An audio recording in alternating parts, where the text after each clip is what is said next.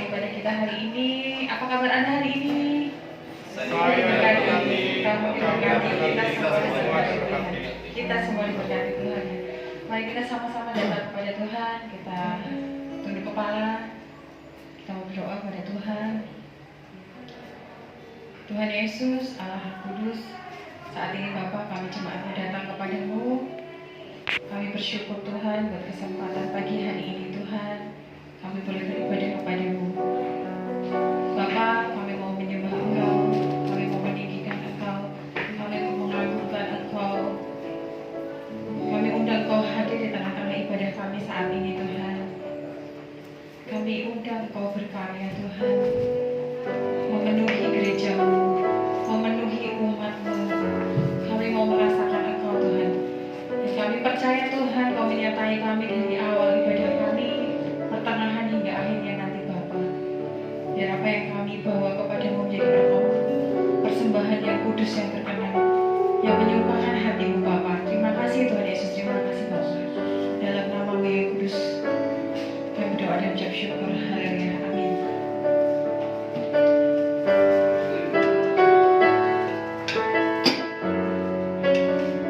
Bapak Ibu Saudara semua, kita mau sama-sama datang kepada Tuhan untuk menyembah Tuhan kita Yesus Kristus. Tuhan Yesus mati bagi kita untuk menebus setiap dosa-dosa kita, supaya kita memperoleh keselamatan dan hidup yang kekal. Coba kita bayangkan seandainya Tuhan Yesus tidak datang ke dunia ini. Dia tidak mau berkorban buat kita. Apa yang terjadi buat hidup kita?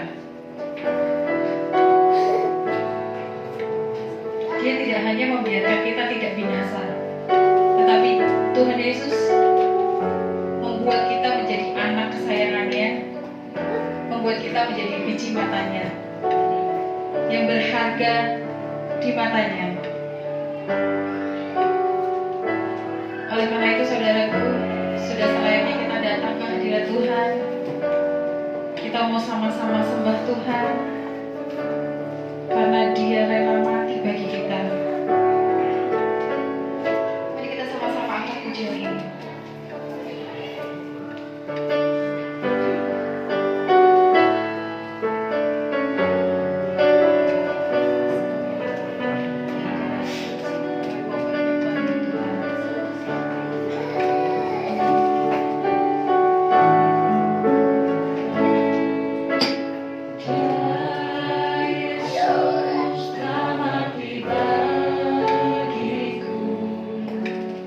Yeah.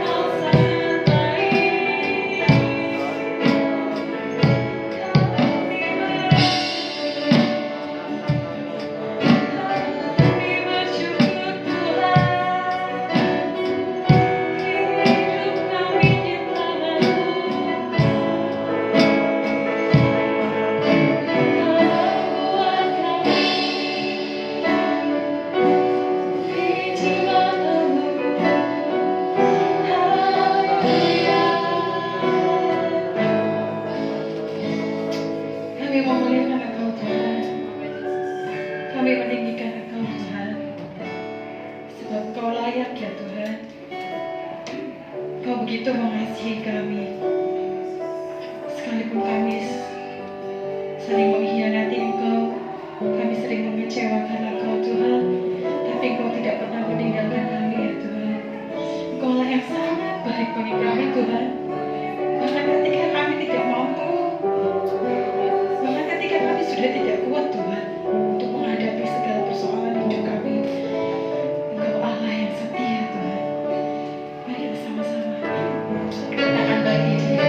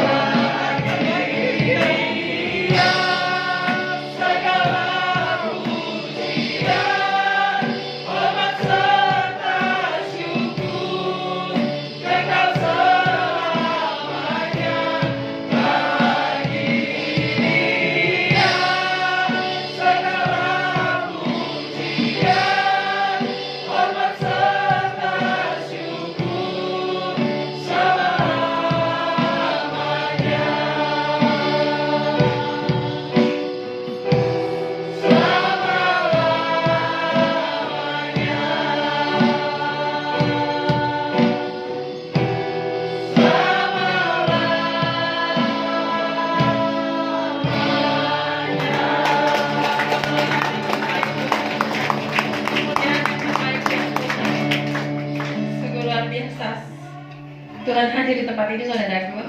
Saya merasakan Tuhan begitu luar biasa dalam hidup kita. Ada berapa banyak yang mau memuliakan Tuhan?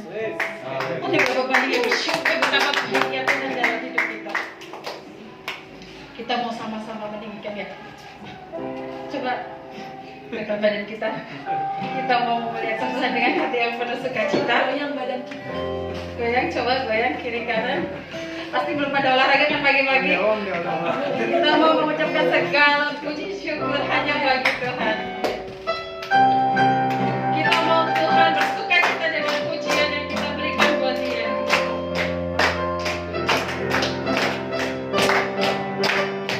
Kita mau bersorak bagi Dia. Kita mau katakan segala puji syukur hanya bagi Tuhan.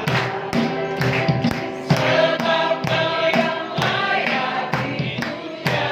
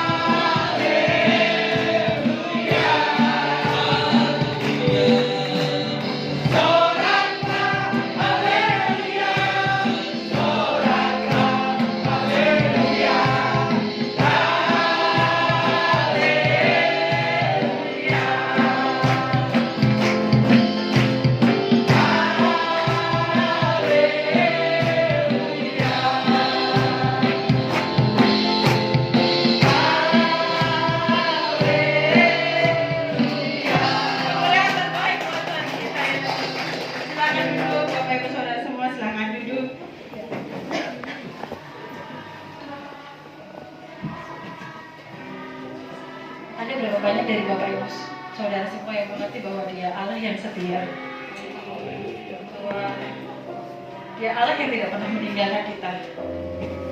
Sekalipun seringkali di antara kita meninggalkan Dia. Di dalam Yesaya 46 ayat 4 mengatakan, sampai masa tuamu, aku tetap Dia, dan sampai masa putih rambutmu, aku menggendong kamu. Aku telah melakukannya dan mau menanggung kamu terus. Aku mau memikul kamu dan menyelamatkan kamu. Apapun kondisi kita saat ini, mungkin kita menghadapi hari-hari yang berat saat ini. Kita khawatir ada resesi ekonomi. Nanti bagaimana? Nanti mau makan apa? Tetapi percayalah saudaraku, Dia Allah yang setia. Amin. Dia Allah yang menggendong kita dulu. Dia Allah yang menolong kita saat itu. Dan Dia pun akan menolong kita saat ini. Amin. Amin. Mari kita sama-sama berdoa kepada Tuhan. Datang kepada Tuhan. Katakan apa yang menjadi pergumulanmu, apa yang menjadi kerinduanmu di hadapan Tuhan. Dia tidak pernah meninggalkanmu sekalipun orang di sekelilingmu meninggalkan engkau. Sekalipun tidak ada seorang pun yang peduli kepadamu. Dia Allah yang tetap menggendongmu. Dia Bapa yang setia.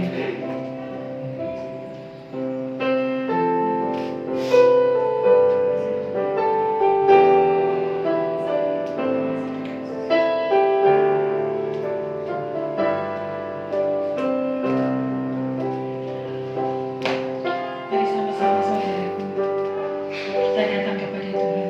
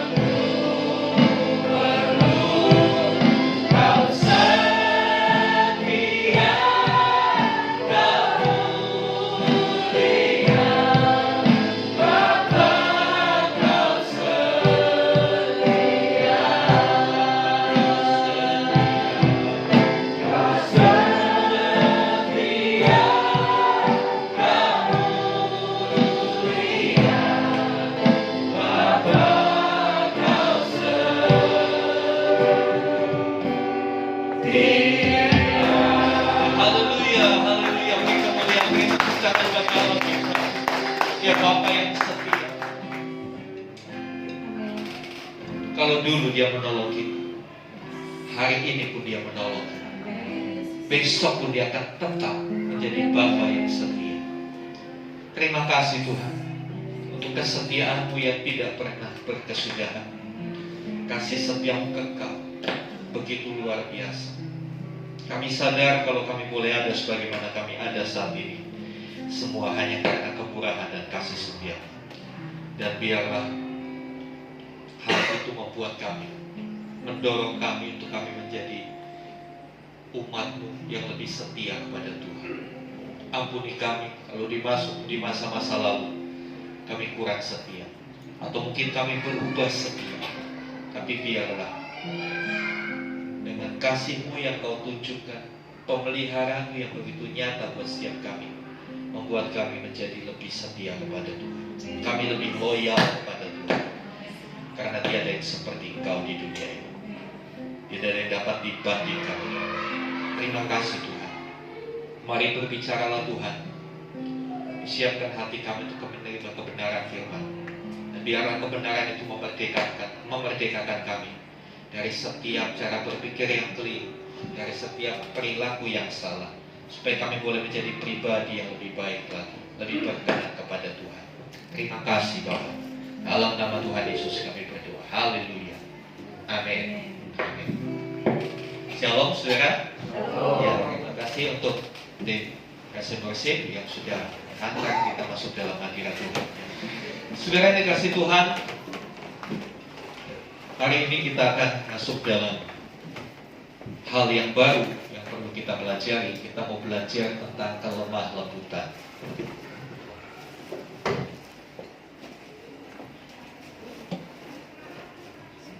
Ya, kelemah lembutan. Masih dalam seri buah roh, ya. Tetapi buah roh ialah kasih, sukacita, damai sejahtera, kesabaran, kemurahan, kebaikan, kesetiaan. Minggu lalu kita sudah belajar. Bagi saudara yang tidak hadir dalam kebaktian onsite minggu lalu, bisa menyimak kembali materi-materi ini di dalam channel YouTube GBT Faithful Community, ya. Hari ini kita belajar kelemah lembutan. Ya, dari semua itu firman Tuhan berkata tidak ada hukum yang menentang hal-hal itu. Jadi kelemah lembutan itu menjadi satu karakter unggulan, sifat unggulan yang harus dimiliki setiap anak-anak Tuhan. Lemah lembut itu apa sih? Lemah lembut itu apa sih? Ya, kalau dari bahasa Yunaninya, ya, bahasa aslinya dipakai kata prautes. Ya. Kalau dalam bahasa Batak, saya lihat dalam kamus bahasa Batak, bahon. Ya, itu lemah lembut. Ya. Lemah lembut itu seperti apa? Ya, satu sikap. Sikap itu perpaduan antara bahasa dan perilaku. Jadi sikap itu terdiri dari bahasa dan perilaku. Itu sikap, ya. Yang merupakan respon yang baik atas semua yang terjadi. Semua yang terjadi tentunya entah itu baik, entah itu buruk, tapi sikapnya selalu, responnya selalu baik, ya. Dan ini bukan kelemahan, tapi justru kelemah lembutan adalah suatu kekuatan dalam mengendalikan diri terhadap situasi sesulit apapun. Kelemah lembutan sering dikaitkan dengan rendah hati. Tapi saya kasih note di bawahnya, lemah lembut tidak sama dengan lemah gemulai. Beda ya. Hai, bukan begitu. Lemah lembut itu berbicara masalah sikap, bukan ekspresi luar. Banyak orang dibuat-buat sepertinya lemah lembut, tapi sebetulnya bukan lemah lembut, ya. Bukan hanya tampilan dari luar, karena sebetulnya lemah lembut itu bersumber dari hati. Hati yang lemah lembut, hati yang mudah dibentuk itu terekspresi keluar. Jadi bukan sesuatu yang dicoba-coba, ya. Jadi nantinya kalau dicoba-coba lemah gemulai, jadi jijik gitu kita dengarnya. Ya. Jadi kayak begitu amat gitu ya. Ya. Next. Ya, kelemah lembutan memiliki 3 arti. Yang pertama, tunduk kepada kehendak Allah. Kita mau tunduk kepada kehendak Allah. Ya, bukan kita ngotot dengan maunya kita. Banyak kali orang ngotot dengan maunya dia. Ya. Sehingga dia tidak pedulikan apa itu kehendak Allah atau bukan. Yang penting kehendakku harus jadi. Di gereja sih nyanyinya suka-sukamu Tuhan, suka-sukamu Tuhan. Tapi dalam kehidupan dia selalu bilang gini, ini kan hidup-hidup gua, ya suka-suka gua dong. Ngapain Tuhan urusin gua? Ini kan hidup gua. Orang yang seperti itu lupa Galatia 2 ayat 20. Ya, tolong dibuka dulu Galatia 2 ayat 20. Salah seorang bacakan. Supaya kita sadar siapa kita sesungguhnya, ya. Kalau kita bisa mengerti ayat ini, kita tidak lagi akan berkata, ya ini hidup gua, suka-suka gua, mau bikin apa hidup gua, ya. Galatia 2 ayat 20. Tolong Pak Sandi. Galatia 2:20. Namun aku hidup, tapi bukan lagi aku sendiri yang hidup, melainkan Kristus yang hidup dalam aku. Dan hidupku yang kuhidupi sekarang dalam daging adalah hidup oleh iman dalam anak Allah yang telah mengasihi aku dan menyerahkan dirinya untuk aku. Iya, hidup. Dikatakan, aku hidup tetapi bukan lagi aku sendiri yang hidup, melainkan Kristus yang hidup di dalam aku. Kalau kita bisa memahami ayat ini, Kristus hidup di dalam saya, kita nggak akan lagi berkata ini hidup-hidupku, suka-sukaku mau bikin apa. Apa urusannya Tuhan ngatur hidup? Saudara, kita hidup karena Kristus hidup di dalam kita. Bahkan Dia telah menyerahkan hidupnya bagi kita. Itu yang membawa satu tanggung jawab untuk kita hidup seperti yang Dia kehendaki, ya. Dan itu ada di dalam orang-orang yang lemah lembut. Dia mengikuti maunya Tuhan, bukan maunya dirinya lagi. Dia mau tunduk pada kehendak Tuhan. Yang kedua, orang yang lemah lembut adalah orang yang mau diajar. Tidak sombong tapi rendah hati. Mau diajar. Selalu merasa perlu untuk belajar. Tapi kenyataannya di dunia banyak orang yang merasa tahu segalanya. Sok tahu. Itu bukan orang yang lemah lembut. Orang yang lemah lembut itu mau diajar. Ya, Tuhan mengajar kita bukan hanya lewat hamba-hamba Tuhan, tapi kerap kali Tuhan mengajar kita lewat peristiwa-peristiwa kehidupan. Bahkan Tuhan mengajar kita lewat pengalaman-pengalaman pahit di dalam hidup ini. Karena kadangkala manusia kalau tidak diberikan sesuatu yang membuat dia terkaget, terkejut, dia tidak sadar dia sedang menuju pada kebinasaan. Oleh sebab itu Tuhan kejutkan kita dengan permasalahan, dengan pergumulan yang akhirnya kita mau tidak mau, suka tidak suka, kita menoleh kepada Tuhan. Dan yang ketiga, kelemah lembutan itu berarti kesanggupan untuk menahan emosi. Emosi ini ada emosi yang positif, ada emosi yang negatif, ya kan? Emosi yang negatif kita tahu marah, ya, maki-maki, ya, jengkel. Tapi emosi yang positif terlalu bersukacita, terlalu gembira. Ya. Kadang-kala ada orang-orang yang gak peduli. Ya. Tidak ada, istilahnya tidak ada rasa empati sama orang lain. Dia asik dengan emosinya sendiri.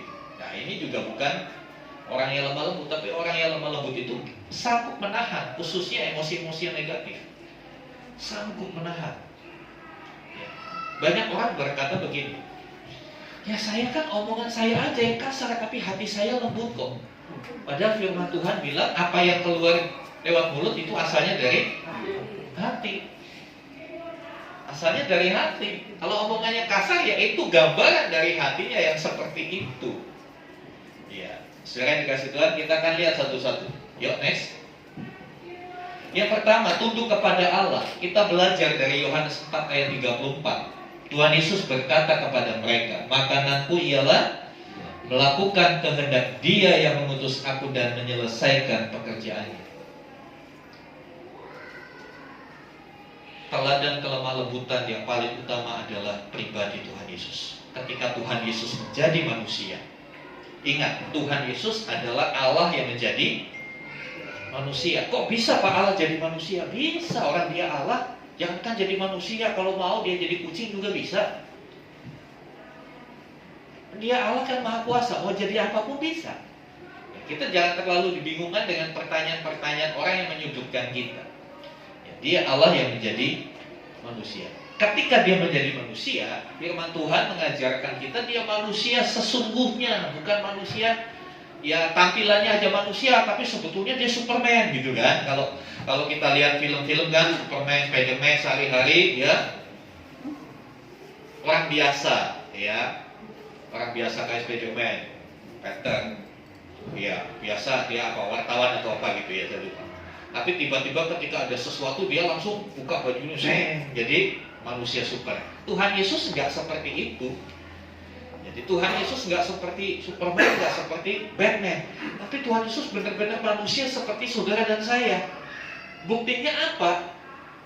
Kalau waktunya makan dia belum makan, dia juga lapar, ya kan? Dia bisa lapar, dia bisa kelelahan. Makanya waktu murid-muridnya bawa Tuhan Yesus di perahu menyeberang, sementara ada badai, dia kecapean, dia tertidur. Sama seperti kita. Dan dia memiliki emosi-emosi seorang manusia, sama seperti kita.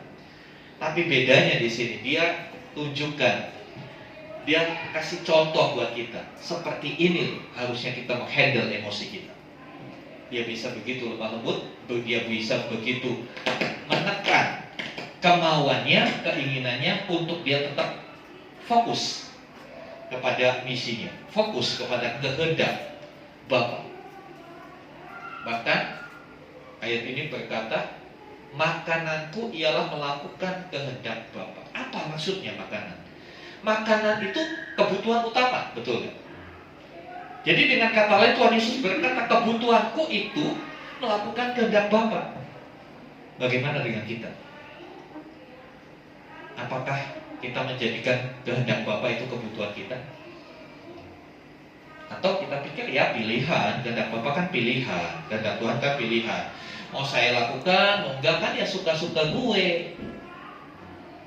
Mari kita belajar dari pribadi Kristus, ya. Makananku ialah melakukan kehendak Bapa dan menyelesaikan pekerjaannya. Dia tahu persis. Itu orang yang punya kelemah lembutan. Dia tidak ngotot dengan ambisinya, dia tidak ngotot dengan maunya, tapi dia bisa menempatkan di mana harus dia letakkan keinginan. Dia utamakan kehendak Bapa. Bahkan itu terjadi di dalam Matius 26. Ya, ini pernah saya sampaikan. Matius 26, 39, 42, 44 sama. Ya, itu doa Tuhan Yesus di Taman Getsemani. Ketika di Taman Getsemani dia tahu saat-saatnya akan tiba. Saat penyaliban dia alami, dia tahu persis seperti apa orang disalib. Karena Tuhan Yesus hidup di zaman hukuman salib diberlakukan. Mungkin kita terlalu abstrak untuk membayangkan salib, karena kita taunya salib dari khotbah, dari film. Kita nggak hadir langsung dari peristiwa penyaliban. Tapi Tuhan Yesus ada di zaman di mana hukuman salib diberlakukan. Dan tentunya bukan cuma Tuhan Yesus. Sebelum Tuhan Yesus banyak orang yang dihukum dengan cara disalib. Dia tahu apa yang akan terjadi dengan dirinya. Kembali, karena dia adalah manusia 100%, sama seperti kita, ada rasa takut. Tapi orang yang rendah hati bisa menghandle emosinya. Takut kan adalah emosi, bagian dari emosi. Dia bisa menguasai emosinya, menekan emosi ketakutan itu dengan apa? Dia berdoa. Dia berdoa, dia berkata begini, Bapa, sekiranya mungkin ini tidak terjadi, tolong biar ini dilakukan, biar ini gak terjadi. Sederhananya seperti itu. Tapi dari doa yang diulang 3 kali, nanti saudara bisa baca di dalam Matius pasal 26. Dari doa yang diulang-ulang itu, bagian akhirnya sama. Dia berkata, melainkan seperti kehendakmu yang jadi, jangan kehendakku. Ini orang yang lemah lembut. Orang yang lemah lembut itu mau mengalah mau menekan yang dia mau, walaupun kadang-kala kehendak Allah gak sesuai dengan kemauan kita.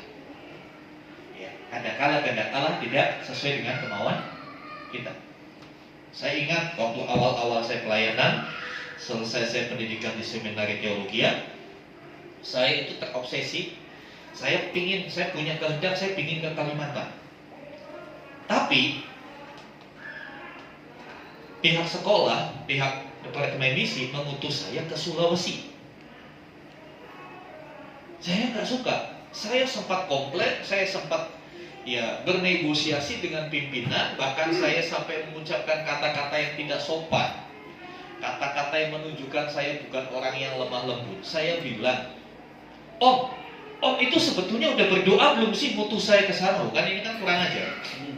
Seorang mahasiswa teologi bilang begitu sama rektornya. Om itu sebetulnya berdoa sungguh-sungguh nggak untuk saya ke sana? Saya cuma bilang begini, kamu pergi, nanti kamu belajar sesuatu di sana. Dia cuma bilang begitu, kamu pergi saja, taat saja, nanti kamu belajar sesuatu.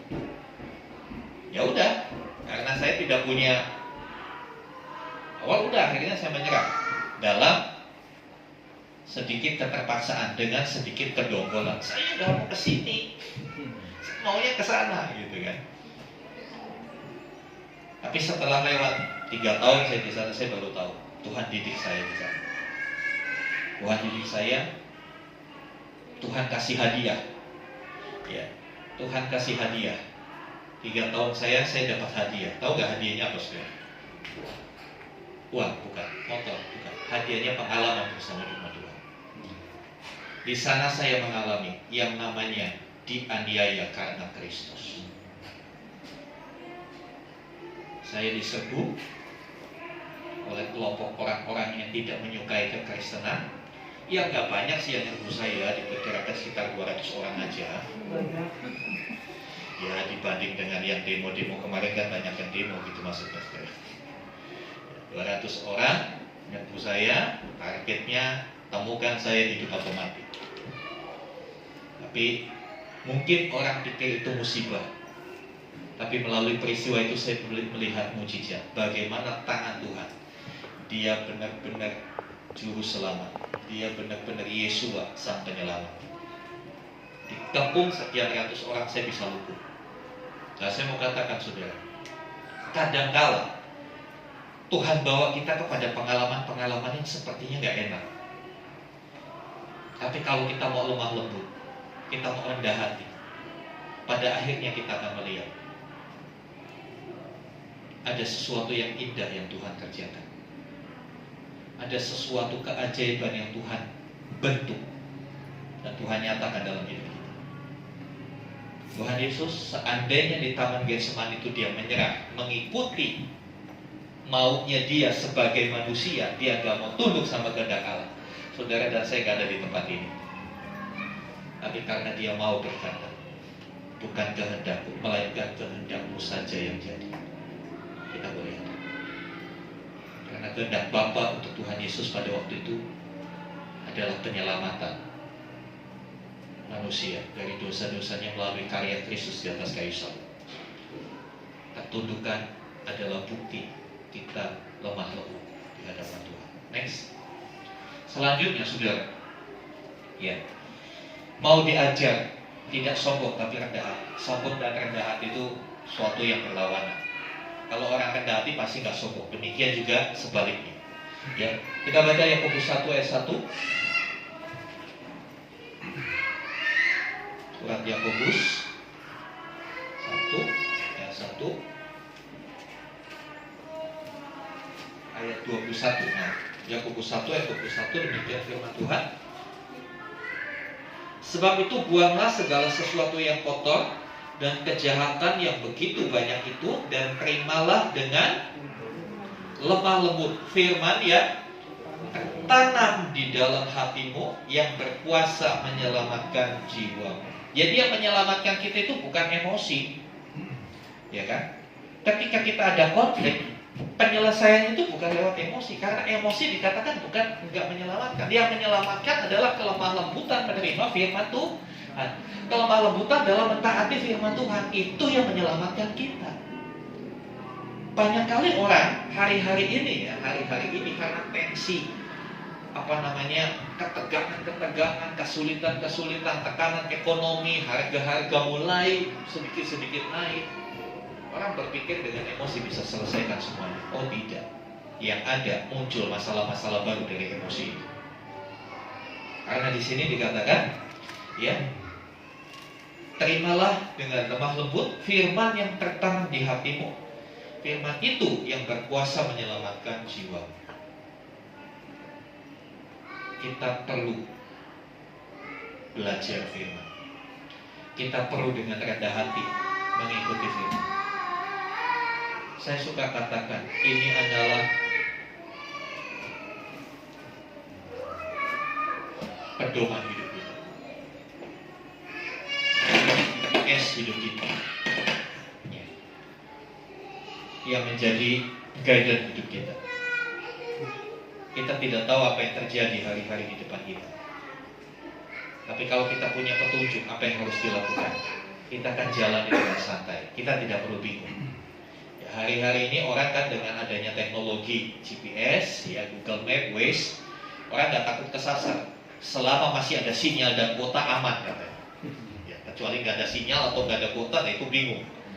Ya, saudara yang dikasih Tuhan, dalam kehidupan kita, selagi masih ada firman dan Roh Kudus, hidup kita aman. Amin. Selama firman masih ada di tangan kita, selama firman ada di hati dan pikiran kita, selama kita mau dipimpin oleh Roh Kudus, apapun yang terjadi di dunia, kita tidak perlu takut. Selanjutnya saudara, Matius 11 ayat 29. Tolong salah seorang baca Matius 11 ayat yang ke-29. Saudara Niki.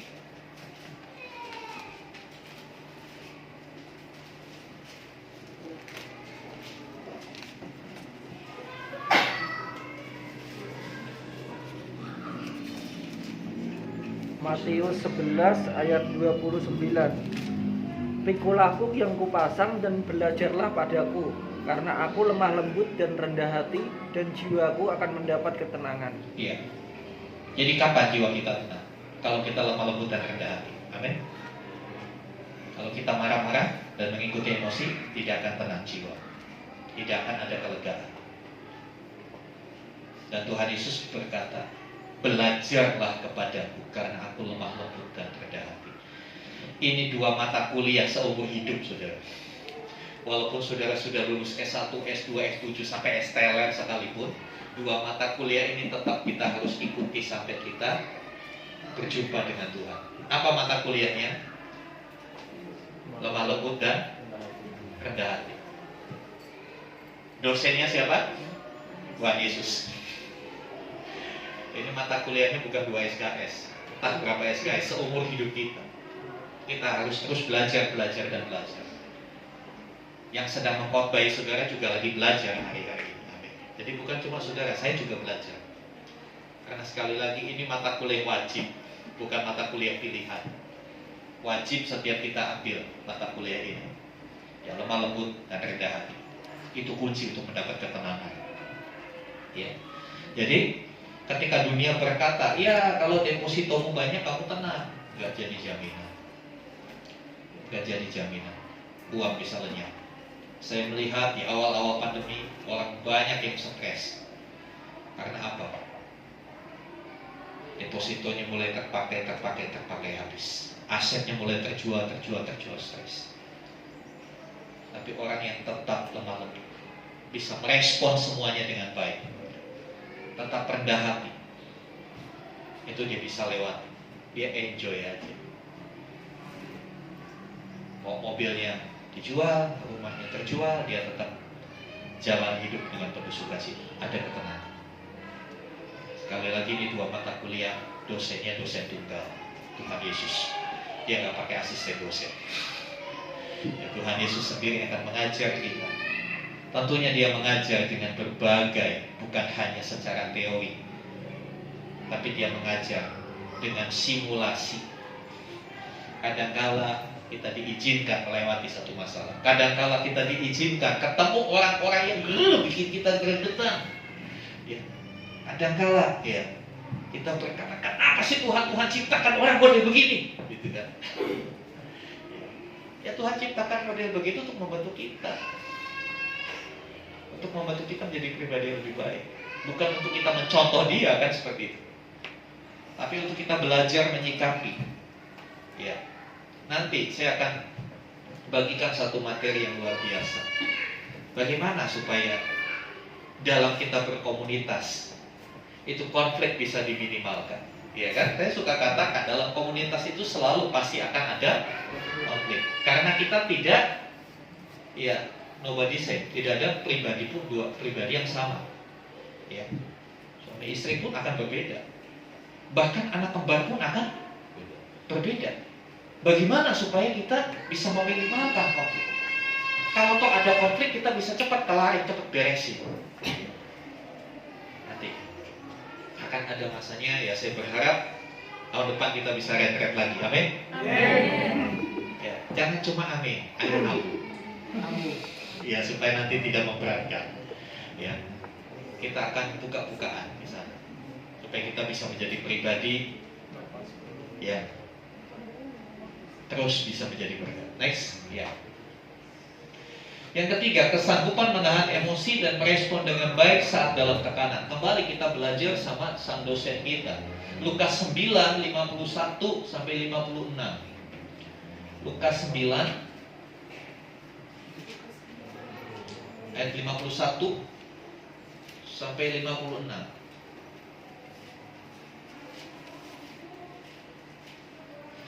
Ketika hampir genap waktunya Yesus diangkat ke sorga, ia mengarahkan pandangannya untuk pergi ke Yerusalem, dan ia mengirim beberapa utusan mendahului dia. Mereka itu pergi lalu masuk ke suatu desa orang Samaria untuk mempersiapkan segala sesuatu baginya. Tetapi orang-orang Samaria itu tidak mau menerima dia karena perjalanannya menuju Yerusalem. Ketika dua orang muridnya, yaitu Yakobus dan Yohanes, melihat hal itu, mereka berkata, "Tuhan, apakah Engkau mau supaya kami menurunkan api dari langit untuk membinasakan mereka?"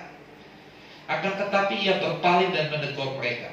Lalu mereka pergi ke desa yang lain. Jadi diceritakan Tuhan Yesus mau ke Yerusalem.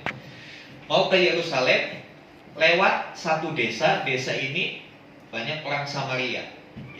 Saya pernah sampaikan, orang Samaria sama orang Yahudi itu bermusuhan. Kenapa? Orang Yahudi itu menganggap rendah orang Samaria. Siapa orang Samaria? Orang Samaria adalah orang-orang keturunan orang Yahudi yang kawin campur. Orang Yahudi menikah dengan bangsa-bangsa lain, keturunan mereka itu disebut orang Samaria. Orang Yahudi marah dengan saudara-saudaranya yang nikah dengan suku lain, dianggap itu mengotori garis keturunannya, sehingga keturunan mereka pun dimusuhi. Mereka tidak saling berkomunikasi, tidak ada hubungan. Nah, dikisahkan dalam Lukas ini Tuhan Yesus mau balik ke Yerusalem. Ya, dia kirim panitia untuk menyiapin. Dia mau singgah di desa itu, transit gitu ya, transit. Misalnya saya mau ke Cibarusah, saya transit di KSP. Saya utus orang di situ. Ternyata orang-orang di desa itu, desa orang Samaria itu nggak mau. Kenapa? Ngapain kita tolongin? Gak usah lewat sini, nggak mau. Murid-muridnya emosi. Yakobus dan Yohanes. Ini murid Tuhan Yesus loh, levelnya murid langsung. Kita memang murid Tuhan Yesus, tapi murid tidak langsung. Yakobus dan Yohanes murid langsung, sama-sama. Ya mohon maaf istilahnya, Tuhan Yesus tidurnya di mana, dia juga ada kan begitu. Apa yang dimakan Tuhan Yesus, mereka juga sama-sama. Selevel mereka terpancing emosi. Mereka bilang apa? Ketika dua muridnya Yakobus dan Yohanes melihat hal itu, mereka berkata, "Tuhan, apakah Kau mau supaya kami menurunkan api turun dari langit untuk membinasakan mereka?" Rupanya mereka punya kesaktian, bisa nurunin api dari langit. Ini kayak putra petir gitu ya. Yes, girl gitu. Ini adalah bahasa hiperbola. Kalau kita baca, kita renungkan, ini yang dikatakan Yakobus dan Yohanes ini ekspresi dari kejengkelan dia, ekspresi dari kemarahannya. Dengan kata lain, biar mati aja mereka itu, kan begitu. Seringkali kan kita ngomong gitu, apalagi emosi, ya kan? Biar mati aja tuh mereka. Sebenarnya dikasih Tuhan. Perhatikan apa respon Tuhan Yesus. Seharusnya yang lebih berhak marah kan Tuhan Yesus, betul kan? Mereka cukup melaporkan, mereka gak mau terima. Sebetulnya yang lebih berhak pada Tuhan Yesus. Tapi perhatikan apa respon Tuhan Yesus. Ayat 30, ayat 55. Akan tetapi ia, di Alkitab kalau tulisan ia i-nya huruf besar itu menunjukkan Tuhan Yesus. Tetapi ia berpaling dan menegur mereka. Mereka itu bukan orang Samaria yang ditegur, tapi dua orang itu. Dua orang muridnya yang diutus jadi panitia. Karena mereka ngomong kasar, biar api turun dari langit memakan habis mereka. Ya, disingkat, biar mereka mati aja Tuhan. Tuhan Yesus menegur. Ya. Dengan kata lain, saat ditolak, Tuhan Yesus tidak marah. Pernahkah saudara ditolak oleh keluargamu, oleh teman-temanmu? Apa respon? Engkau memaki? Engkau mendoakan? Ya. Ketika saudara ditolak, lalu saudara berdoa. Iya berdoa sih bagus. Tuhan, cabut nyawa orang itu. Berdoa sih, tapi doanya gak benar. Doa plus, itu namanya doa plus emosi. Kalau doa aja, gak usah plus emosi saudara. Ya kan? Kadang-kadang kita begitu, biar Tuhan hajar orang itu, biar ketabrak beca. Ya akan ketabrak beca. Loh, di sini nggak ada beca. Doanya nggak akan dijawab. Biar yang dikasih Tuhan. Ketika ditolak, dia tidak marah. Dia tidak marah. Bagaimana dengan kita? Jawab sendiri. Kemudian contoh lain, Matius 26. Ini Tuhan Yesus itu keren banget hidupnya, saudara. Keren banget. Matius 26 ayat 59 sampai 63. Matius 26 59 sampai 63. Tolong Pak Didi bisa bantu baca. 59. Imam-imam kepala malah seluruh mahkamah agama mencari kesaksian palsu terhadap Yesus supaya ia dapat dihukum mati. Tetapi mereka tidak memperolehnya, walaupun tampil banyak saksi berita. Tapi akhirnya tampillah dua orang yang mengatakan, orang ini berkata, aku dapat merubuhkan bait Allah dan membangunnya kembali dalam 3 hari. Lalu imam besar itu berdiri dan berkata kepadanya, tidakkah engkau memberi jawab atas tuduhan-tuduhan saksi-saksi ini adalah engkau? Tetapi Yesus tetap diam. Lalu kata imam besar itu kepadanya, demi Allah yang hidup, katakanlah kepada kami, apakah engkau Mesias, anak Allah atau tidak? Ya, saudara yang dikasih Tuhan, ini kisah ketika Tuhan Yesus dihadapkan ke mahkamah agama menjelang kematiannya. Muncul tuduhan-tuduhan palsu. Muncul orang-orang yang memfitnah dia. Tapi apa yang dia lakukan? Ayat 50, ayat 63. Tetapi Yesus tetap diam. Tetapi Yesus tetap diam. Ya. Yesus tidak mau berselisih saat dituduh. Dia memilih diam. Ketika kepada kita dituduhkan hal-hal yang tidak benar, apakah kita tetap diam? Atau kita sibuk mengklarifikasi? Bahasanya keren. Saya harus klarifikasi. Gak bisa enak aja dia ngomong saya begitu. Saya kan gak begitu. Nih saya bawa bukti-buktinya. Kadang-kadang itu yang kita lakukan. Betul kan? Tapi kita belajar. Katanya kita nyanyi, ku mau seperti-Mu Yesus. Mana seperti Yesus? Ayo kita sama-sama belajar. Saya salut dengan Pak Presiden kita, Pak Jokowi. Berapa banyak dia mengalami tuduhan-tuduhan seperti ini. Dibilang PKI lah, dibilang begini, dibilang begitu. Apa yang dia lakukan? Dia ngikut teladan Yesus, walaupun dia gak percaya Yesus. Dia ikutin teladan Yesus. Dia tetap diam sampai pendukung-pendukungnya yang heboh, yang kejengkelan itu pendukung-pendukungnya, betul gak? Yang cuap-cuap di medsos itu pendukung. Kenapa sih diam aja Pak Presiden? Kenapa gak tunggu? Kenapa gak ngomong aja satu kata, tangkap, udah selesai kan? Ini kan pemegang kekuasaan tertinggi di negeri ini. Dia tinggal bilang tangkap, udah kelar. Tapi dia tetap pilih, tetap diam. Rupanya Pak Presiden belajar dari satu pribadi yang luar biasa. Kita yang katanya murid Yesus, kita ikutin nggak teladan guru kita? Mungkin di tengah pekerjaan, saudara dituduh korupsi. Saya ngalami hal seperti itu. Karena dunia pelayanan itu beda-beda tipis dengan dunia-dunia di luar. Di dunia pelayanan yang korupsi banyak, saudara. Iya.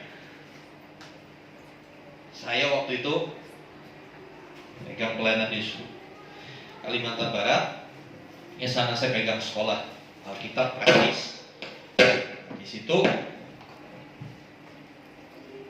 saya ditelepon, siap-siap ya, Obaja. Nanti bulan depan akan datang tim audit, mau audit kamu punya pekerjaan. Oh, yang saya lakukan apa? Saya bersorak. Yes. Orang kadang-kala kalau diaudit kan takut, betul Mas? Takut nggak kalau diaudit? Takut, aduh nanti salah. Saya enggak, saya yes. Silakan Pak. Kenapa nunggu bulan depan? Kenapa nggak minggu depan? Kalau perlu besok deh. Kenapa? Karena saya tahu. Saya nggak perlu banyak bersuara. Silakan datang. Mau diaudit silakan. Dalam hati saya berkata begini. Saya senang kalau diaudit. Kalau diaudit itu gimana sih?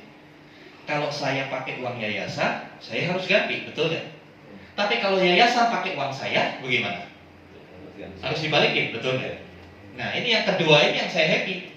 Bakal dibalikin tuh semua duit saya yang kepake. Nah saya kan dikasih Tuhan. Saya tetap diam, saya nggak membantah. Mau datang datang. Bahkan saya sambut, ayo datangnya kapan? Mau nginep di hotel mana? Saya layani mereka yang mau datang. Sampai hari ini nggak pernah diaudit. Nggak datang. Saudara, ketika kita dituduhkan hal-hal itu, walaupun iya kita benar, kita sadar kita benar, tutup mulut, gak usah berbantah, gak usah berdebat, tutup mulut. Oh diklarifikasi, ayo saya siap. Itu saja. Seperti Tuhan Yesus dibawa ke mahkamah agama, dia datang, dia nggak lari. Bisa aja dia lari kan, betul? Waktu ditangkap seperti begini, ting, hilang ke tempat lain. Bisa nggak Tuhan Yesus? Bisa, tapi dia nggak lakukan. Dia hadapi dengan sangat gentle banget. Saudara yang dikasih Tuhan, sanggup menahan emosinya. Padahal dia manusia loh, sama seperti kita, bisa dibuat jengkel. Kemudian ayat masih di Matius 26, ayat 67 sampai 68. Tolong Pak Sandi.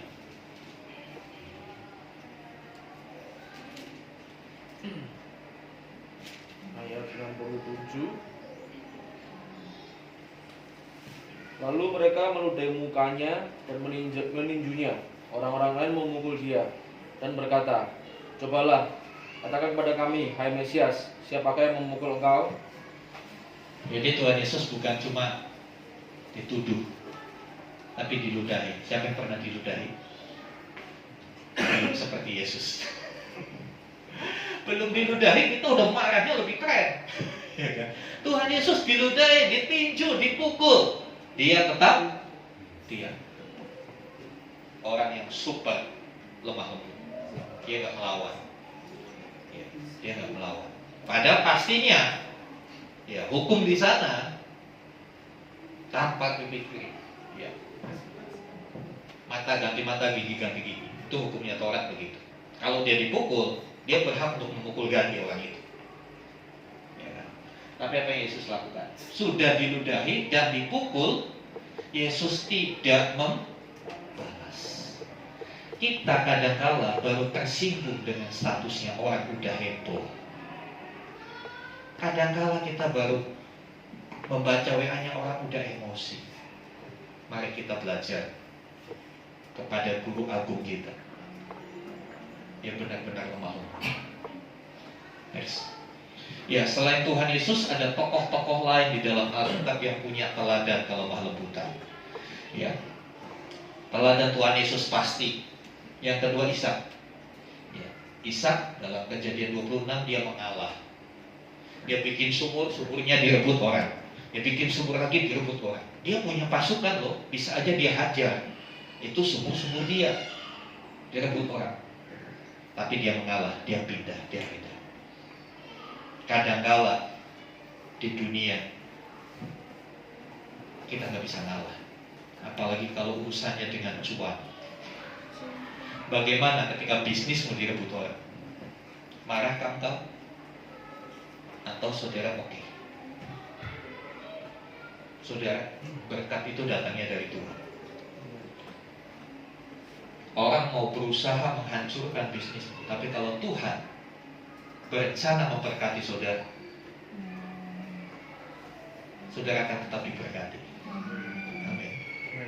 Ya, itu tips Alkitab dalam kaitannya dalam persaingan bisnis. Ya, dunia ini memang gila-gilaan. Ya, boleh dibilang menghalalkan segala cara, ya kan? Saya mengalami itu. Ketika saya berbisnis, buka tempat makan di mall, karena kita rame, kompetitor kita nggak terima. Wah, disebarkan. Dia itu Kristen, makanya enak mie ayamnya, makanya enak sotonya, pakai minyak babi. Otomatis kalau sudah sentimen agama dimunculkan kan sudah banyak yang termakan. Dari omset sehari 1 juta, 1,5 juta turun, tinggal 30.000 sehari kan. Kami lakukan apa? Saya nggak perlu tarik orang itu. Lu ngomong apa? Nggak perlu, nggak ada guna. Kita cuma berdoa. Kami percaya Tuhan yang membuka pintu berkat. Makanan nggak habis. Apa? Ya udah, bagi-bagi gratis. Karyawan-karyawan udah makan belum? Mau makan nggak? Tuh masih ada soto, tuh masih ada ini. Ayo makan. Berapa Pak? Gratis. Mereka makan. Saudara dikasih Tuhan. Gak lama kembali lagi omset naik lagi, bahkan 2 kali dari yang pertama. Bahkan omset yang kami terima 2 kali dari sebelum kena isu-isu seperti itu. Jadi saudara yang dikasih Tuhan, kita belajar dari teladan. Ya. Silakan, selamat datang Bapak Ibu, senang sekali bisa beribadah bersama. Ya. Bukan hanya Tuhan Yesus, tokoh-tokoh Alkitab banyak memberi teladan. Ishak memberikan teladan.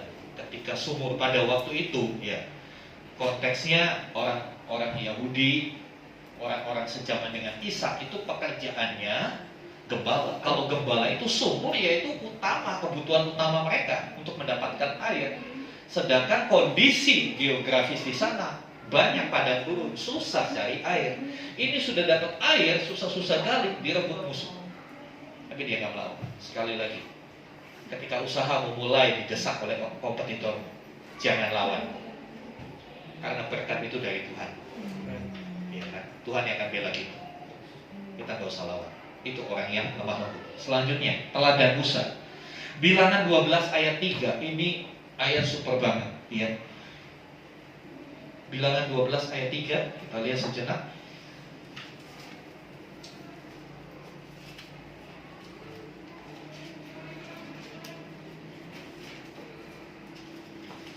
Ya, firman Tuhan berkata begini.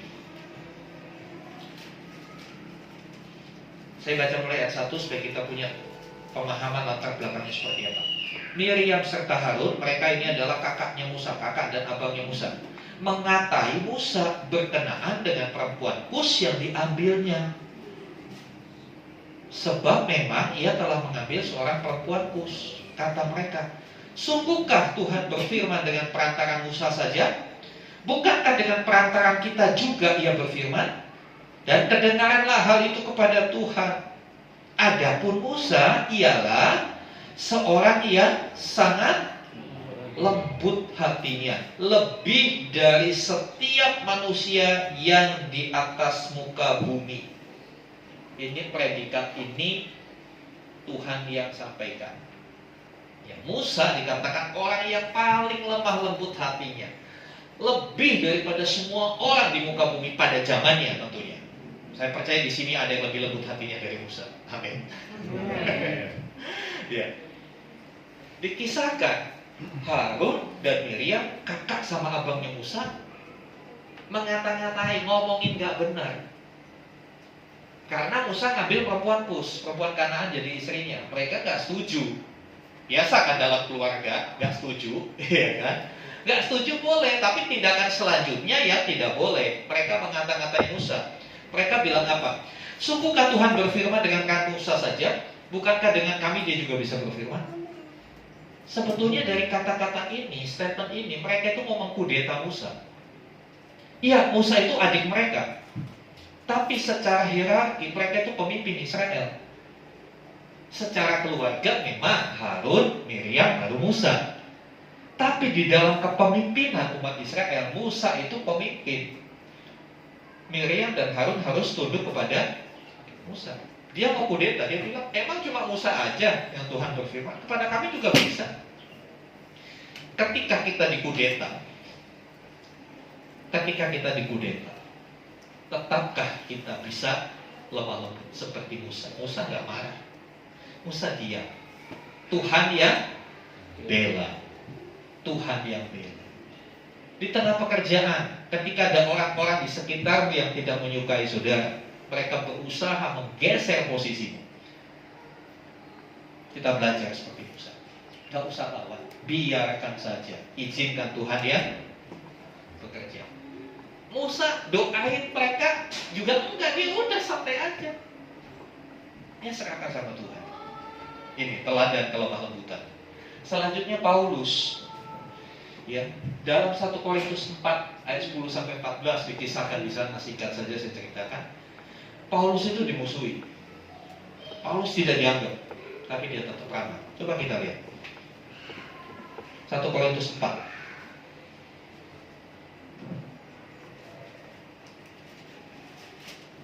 1 Korintus 4 ayat 10 sampai 14.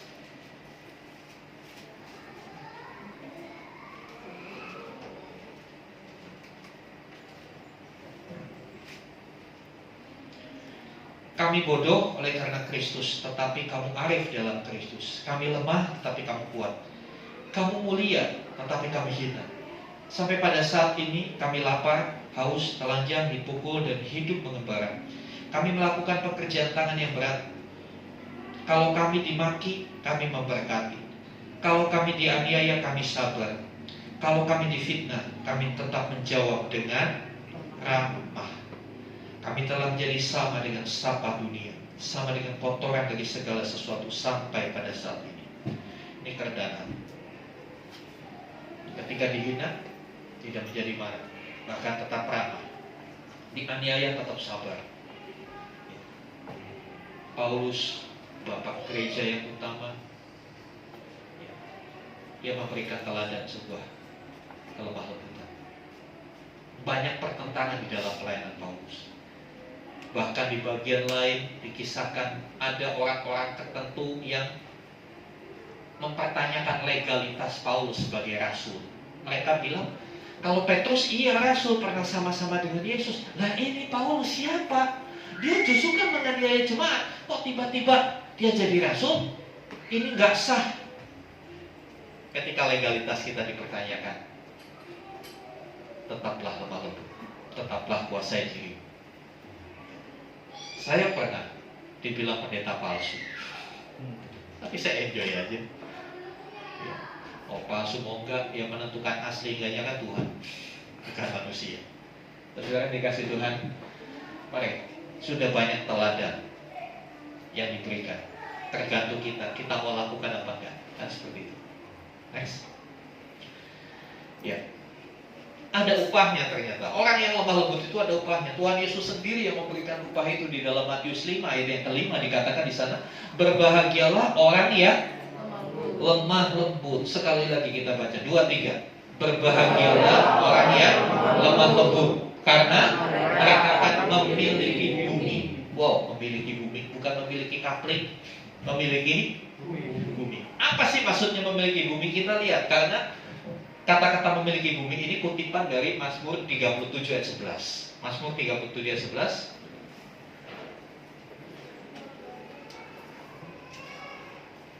Tolong Pak Didi. Tetapi orang-orang yang rendah hati akan mewarisi negeri dan bergembira karena kesejahteraan yang berlimpah-limpah. Yes, orang-orang yang rendah hati. Dalam bahasa Ibrani Artinya sama dengan lemah lembut. Orang-orang yang lemah lembut akan mewarisi negeri dan bergembira karena kesejahteraan yang berlimpah-limpah. Dengan kata lain, upah buat orang yang lemah lembut adalah kesejahteraan yang berlimpah. Ada berkat jasmani. Bukan hanya berkat rohani, tapi ada berkat jasmani. Kalau kita lemah lembut,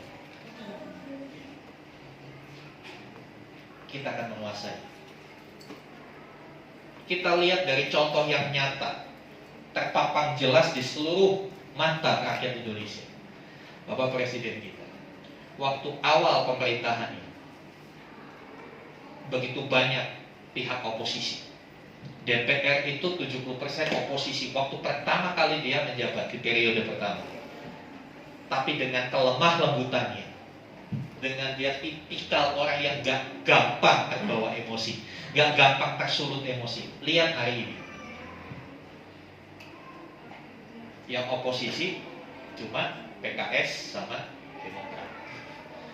Semua yang lain mendukung pemerintah. Dia menguasai negeri, dia menguasai bumi karena kelemah lembutannya. Pak Jokowi, dia tidak pakai kekerasan untuk menguasai orang, tapi dengan kelemah lembutannya. Dan firman Tuhan itu digenapi, walaupun beliau bukan orang percaya Tuhan.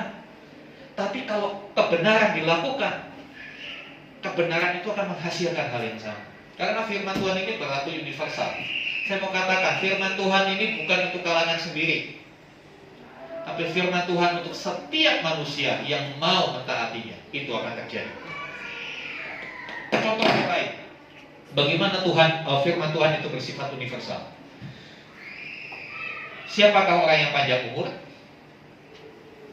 Menurut firman Tuhan, hormatilah ayahmu dan ibumu, supaya lanjut umurmu dan baik keadaan. Betul? Jadi saudara, kalau mau bunuh diri, gak usah minum baygon.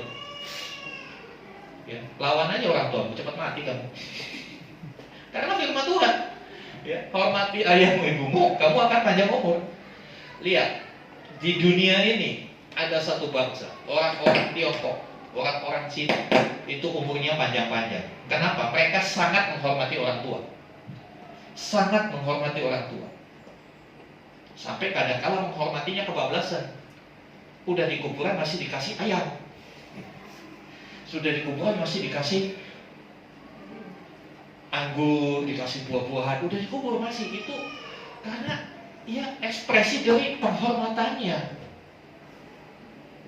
Jadi saudara yang dikasih Tuhan, firman Tuhan ini ya dan amin. Firman Tuhan berlaku universal. Orang dunia kalau hidupnya rendah hati memiliki bumi, kenapa kita gak mau belajar lemah lembut supaya kita juga menerima berkat-berkat di dunia ini? Memiliki bumi artinya menikmati segala sesuatu selama kita ada di dunia ini. Hal yang sederhana kita bisa lakukan. Ketika kita disudutkan, ketika kita diinjak, ketika kita ditekan, dan kita bisa tetap ramah, orang akan melihat kualitas kita itu beda dari yang lain. Amin. Presiden Jokowi dihargai seluruh dunia, oleh seluruh pemimpin dunia. Kenapa? Karena pembawaannya lemah lembut. Dia nggak pernah sok-sokan. Perhatikan pidato-pidato. Dia nggak pernah menunjukkan ini loh, Indonesia bisa begini karena saya. Nggak pernah. Dan saudara yang dikasih Tuhan, ketika kita dimanapun kita berada, kita bisa pakai kelemah lembutan, maka musuh orang itu pun akan diperdamaikan dengan kau. Karena firman Tuhan bilang, kalau kita hidup benar, ikuti firman Tuhan, musuh kita pun akan berdamai dengan kita. Kita akan mewarisi bumi. Ya, ada janji berkat bagi mereka yang lemah lembut. Terakhir, ya, silakan dibaca. Apakah saudara sependapat dengan hal ini? Bagi saudara yang sependapat dengan hal ini, mari sama-sama kita berdiri. Kita akan membacakan.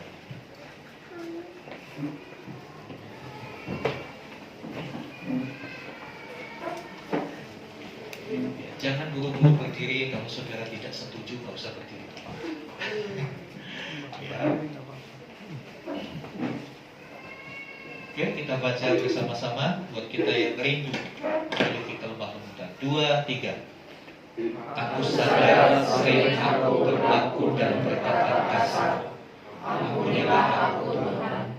Aku mau berusaha untuk menjadi pribadi yang lemah lembut seperti Tuhan Yesus. Aku mau lemah lembut kepada pasanganku, keluargaku, dan kepada semua orang. Dengan pimpinan Roh Kudus, pasti bisa. Mari menundukkan kepala saudara. Barangkali selama ini arahkan hatimu pada Tuhan, angkatlah tangan. Dan sekarang terimalah kasih karunia, rahmat dari Bapa di surga, di dalam kasih dan karya Tuhan Yesus Kristus, bersama dengan pimpinan penyertaan pengurapan Roh Kudus. Terimalah berkat-berkat jasmani, terlebih lagi berkat rohani. Jadilah berkat dimanapun Tuhan menempatkan engkau. Karena itu pergilah, jadikanlah semua bangsa murid. Baptislah mereka dalam nama Bapa dan Anak dan Roh Kudus, dan ajarlah mereka melakukan segala sesuatu yang telah aku perintahkan kepadamu. Dan ketahuilah, aku menyertai kamu senantiasa sampai kepada akhir zaman. Demikianlah Tuhan Yesus akan datang kembali, menjemput kita, membawa kita masuk dalam kebahagiaan kekal, supaya di mana Tuhan Yesus berada, di situ kita boleh berada. Terima kasih Tuhan, terima kasih. Di dalam nama Tuhan Yesus Kristus kami mohonkan doa berkat ini. Amin. Kiranya Engkau memberkati aku berlimpah-limpah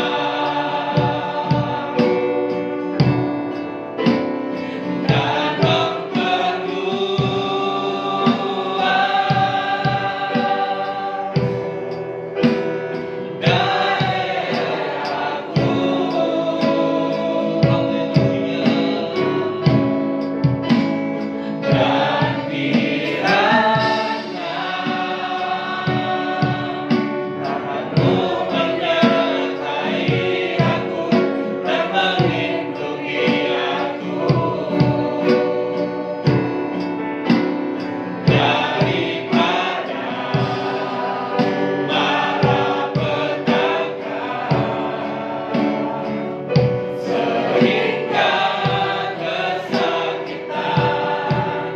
Di nama